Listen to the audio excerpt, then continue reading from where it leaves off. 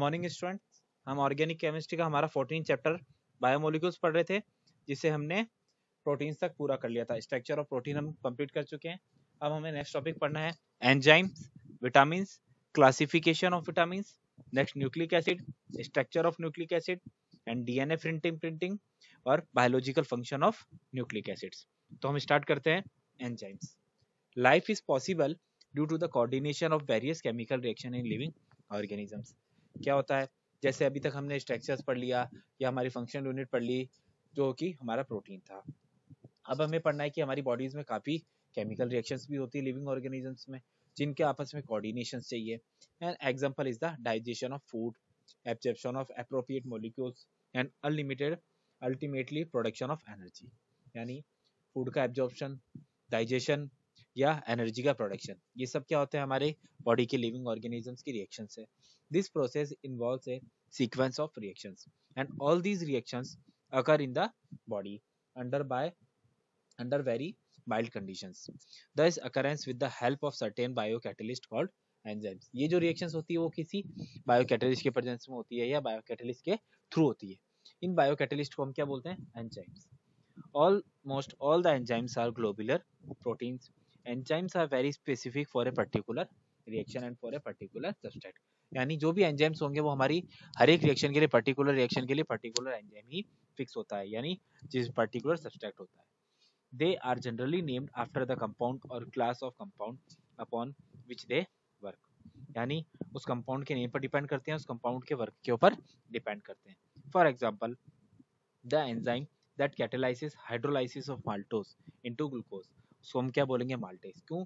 क्योंकि क्या कर रहा है वो? माल्टोज को ग्लूकोज में कन्वर्ट कर रहा है। इसलिए हमने क्या काम करा, इसलिए माल्टोज को ग्लूकोज में कन्वर्ट किया, इसलिए हमने उस एंजाइम का नाम क्या रखा? माल्टेज। देखिए हमारी माल्टोज होती है, डाइसैकेराइड शुगर है जो क्या करती है? मोनोसैकेराइड ग्लूकोज में डिसोसिएट कर देती है, हाइड्रोलाइसिस कर देती है। अब नेक्स्ट आता है हमारा topic vitamin.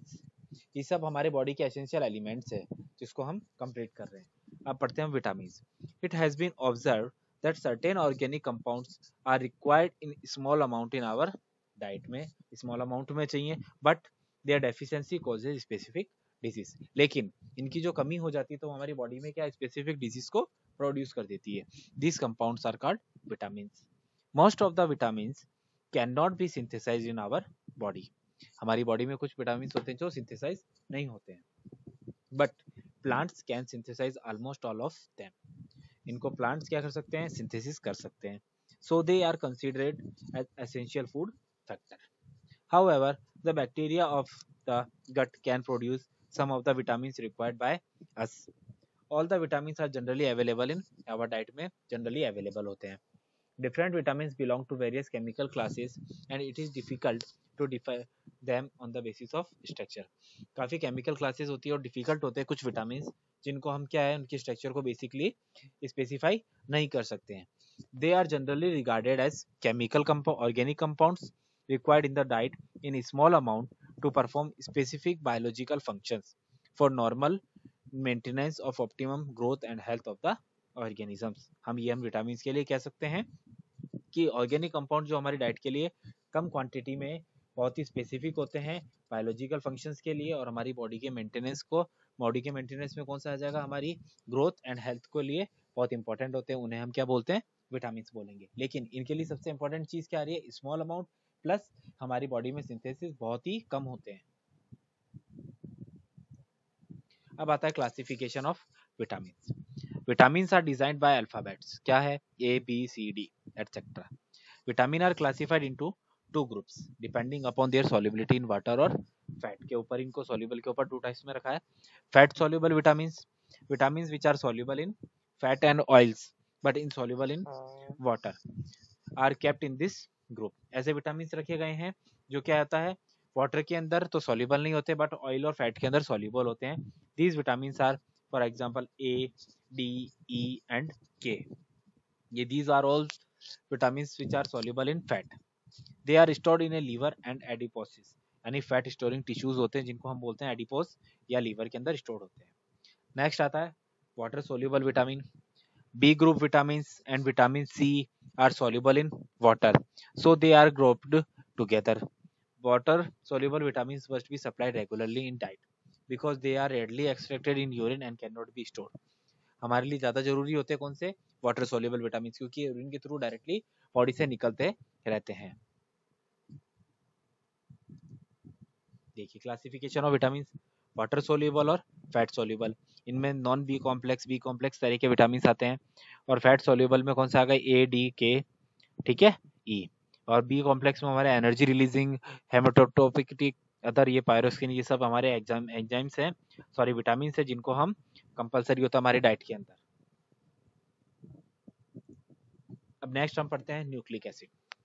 Every generation of each and every specific resembles its ancestors in many ways.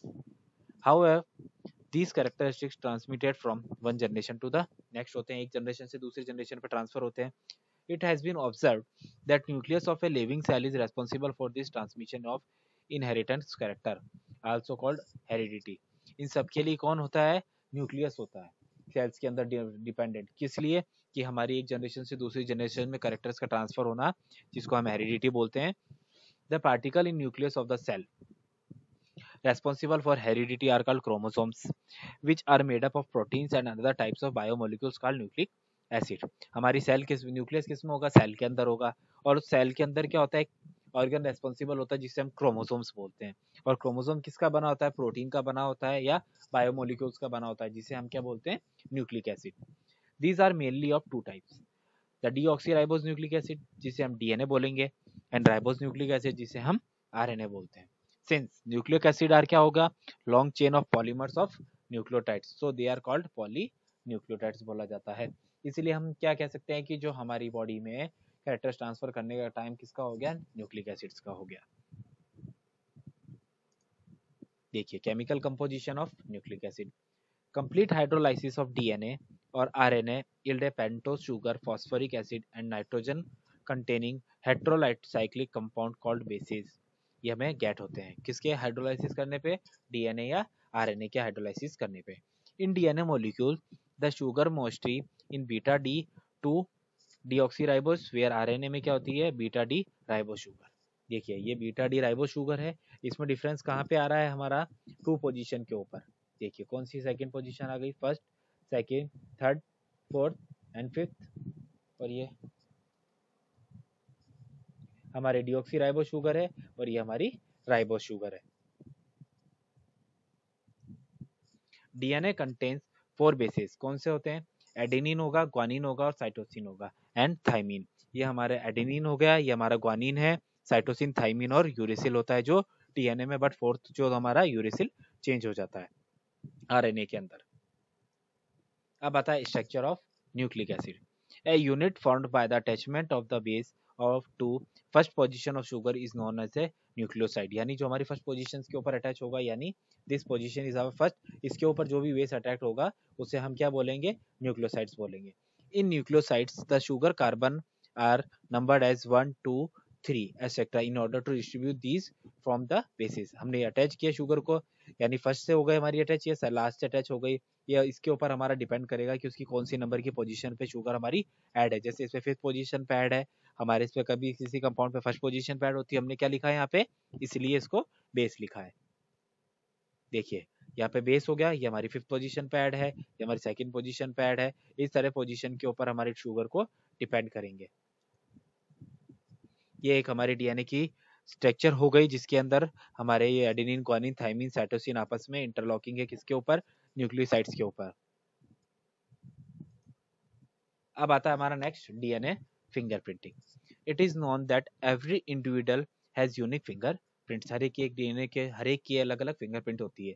These occurs at the tips of the finger पे टिप्स होती है, and have been used for identification or for a long time, but these can be altered by surgery। से बदल सकते हैं और क्या identify करने के लिए बहुत यूज में आती है। A sequence of bases on DNA is also unique, बहुत यूनिक होती है। For a person and information regarding this called is a DNA fingerprinting। It is same for every cell and cannot be alternated by another treatment। से इसको हम बदल नहीं सकते, हर एक सेल के लिए अलग अलग डीएनए होता है। टिंगर fingerprinting is now used for किस किस में आती है? इन फॉरेंसिक लेबोरेटरीज में आइडेंटिफिकेशन ऑफ क्रिमिनल के अंदर, to determine paternity of individual के अंदर, to identify the dead bodies in any accidents वगैरह या डीएनए के पेरेंट्स से हम पता लगा सकते हैं कि बॉडी किसकी है। To identify racial groups to rewrite biological evolution, ये सब हमारे डीएनए फिंगरप्रिंटिंग में यूज आता है।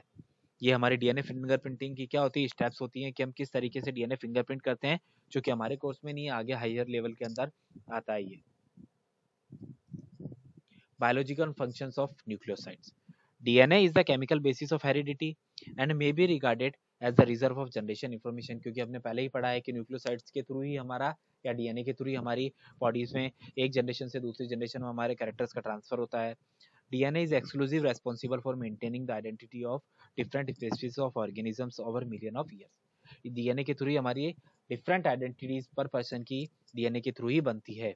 A DNA molecule is capable of self duplication during cell division, ये सेल डिवीजन के थ्रू सेल्फ रिप्लिकेशन कर सकता है, खुद की कॉपी बना सकता है। And identical DNA standard are transfer to daughter cells में ट्रांसफर हो सकता है। Another important function of nucleic acids is the protein synthesis of the cell. DNA का क्या दूसरा काम होता है, प्रोटीन सिंथेसिस का काम होता है सेल्स के लिए। Actually the protein are synthesis by the various RNA molecules के थ्रू होते हैं वैसे in the cell, but the messenger for the synthesis for a particular protein किसके थ्रू होता है, डीएनए के थ्रू ही होता है।